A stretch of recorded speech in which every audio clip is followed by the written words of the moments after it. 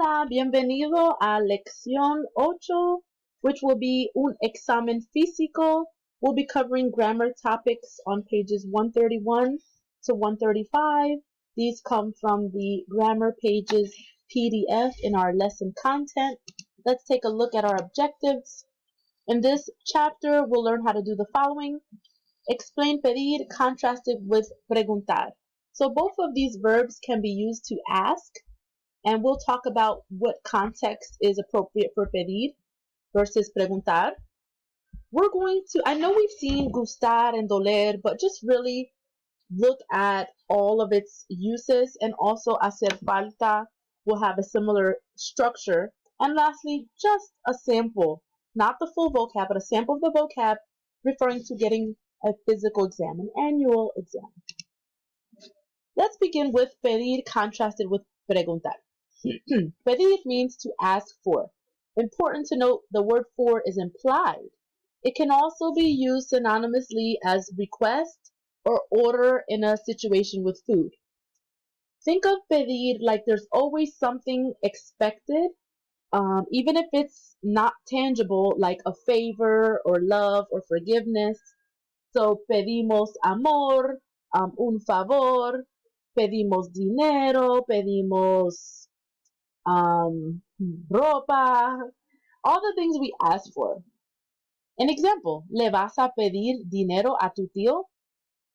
So again, the idea is, are you going to ask for money of your uncle? The construction in itself is quite different, but just go with the flow on this. You're asking for something of someone, a tu tío.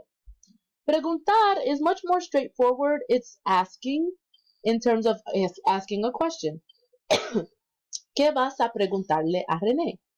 If you want to ask me something, for example, I would say, ¿Qué tienes que preguntarme? What do you have to ask me? Do you have to ask her? ¿Tienes que preguntarle a ella? So you're asking something of someone. But again, preguntar is more of a question. Pedir is more of something you want in return. Let's see.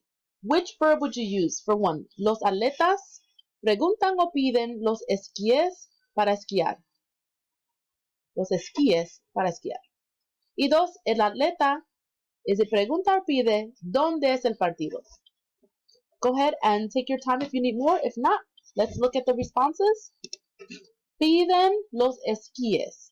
You're asking for skis versus just asking where is the game. So if there's a for implied because there's something you're asking for, then use pedir as a rule of thumb. Okay, let's look at the constructions gustar, doler, and hacer falta.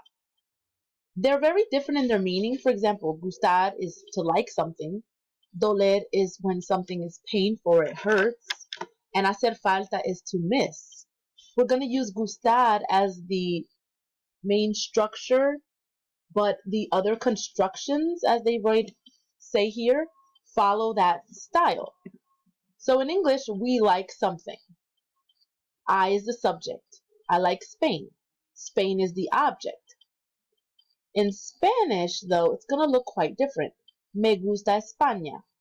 Me is not a subject. Me is an indirect object. España actually is the subject. So España being singular tells me gusta singular. And who likes it? Me. It's almost like sometimes you could read these backwards. Spain pleases me. Because literally, Spain appeals to me.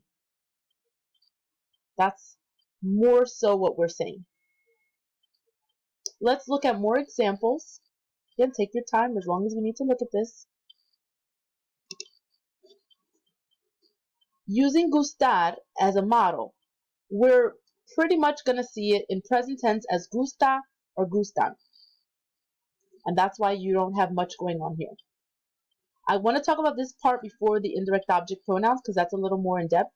So you either are going to have gusta or gustan. And you use gusta if the subject is singular. Tu bolsa.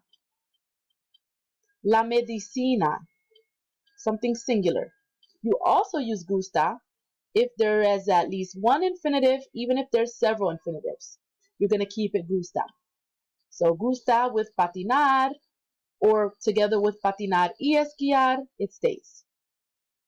So then you only use gustan when the subject or the thing you like is plural. Los caballos, ¿sí? Los suéteres, los viernes, just a plural subject. Now that we've covered that, how do you know who likes it? Well, the person is linked to the pronoun. If I like it, me gusta. If you like it, te gusta. If he or she, and remember we always use usted together, so if you like it in a formal way, le gusta. He likes it, le gusta. She likes it, le gusta. If we like it, nos gusta. If you use vosotros and the sentence says something like a vosotros, then you can say os gusta, but we're really not going to use that. And lastly, just like le comes from he, she, and a formal you, les is when they like it, right? When they like it, or ustedes when all of you like it. So you could say a ellos les gusta, or a ellas les gusta, a ustedes les gusta. Again, the pronoun is linked to the person who likes. The gustar verb form is all about what is being liked. If it's singular, a verb, or a plural noun. We have several more examples to consider. The verb gustar agrees with the subject. Again, the thing, the person or thing being liked. Good examples here. Me gusta el café. Le gustan los patines. What's bolded is what gave us gustan. El café gave us gusta. Note that the person who does the liking is the direct object. Again, just what I told you from the previous slide. If I like it, me gusta. If you say le could come from él, ella, or usted.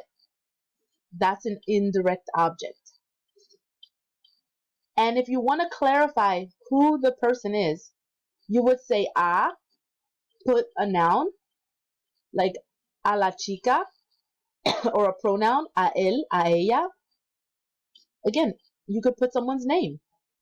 A Aurora, or you could say a ella le gusta ese lugar, pero a mí no me gusta.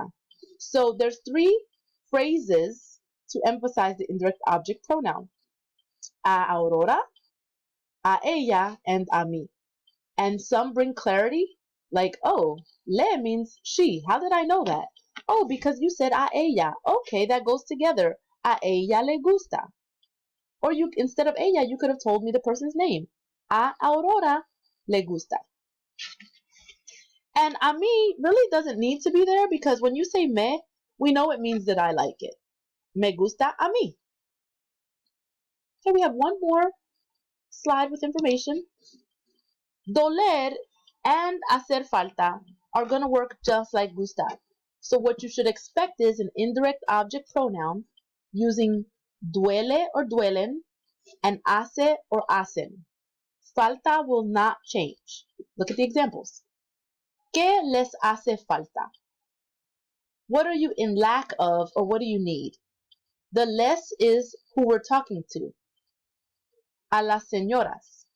Hace is going to stay just like that because we don't know what it is. So it's ¿qué hace? ¿Qué hace is really where that came from. It's not falta, it's ¿qué hace? Now, if what we are lacking is tickets, we're seeing that hacen is plural because of entradas. I want you to notice where we got hacen from. Again, hacen comes from entradas. The thing you need is plural. It's a special construction.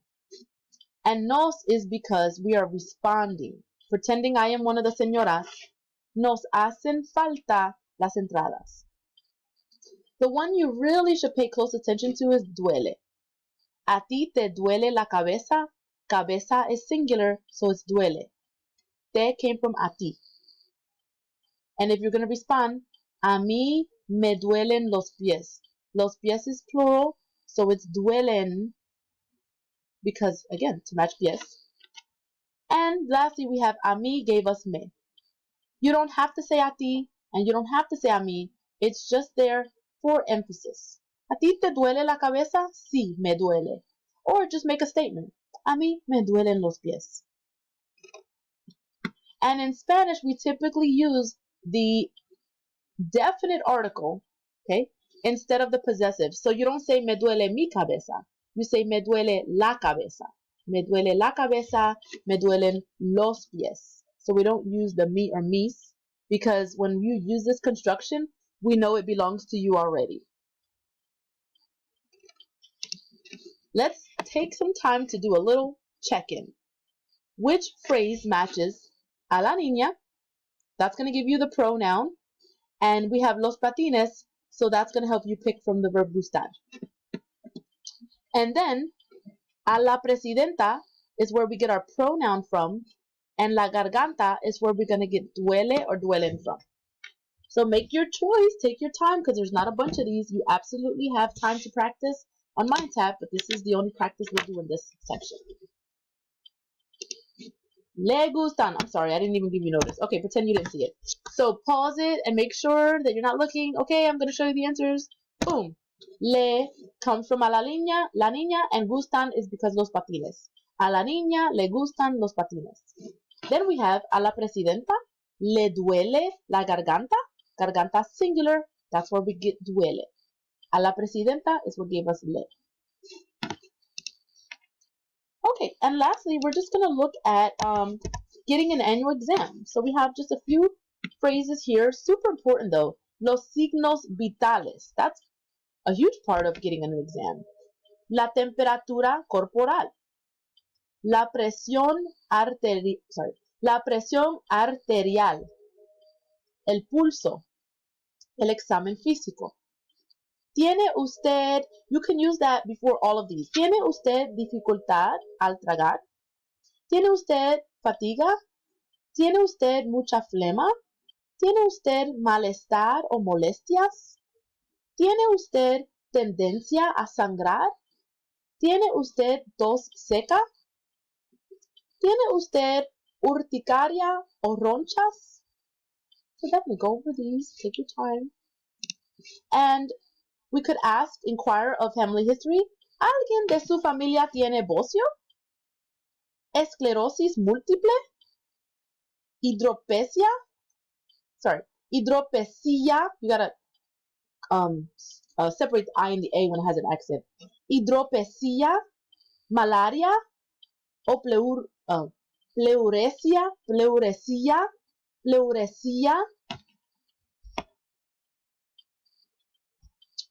So, thank you for joining me in Leccion 8, where we talked about pedir, preguntar, and special constructions with gustar, doler, y hacer falta.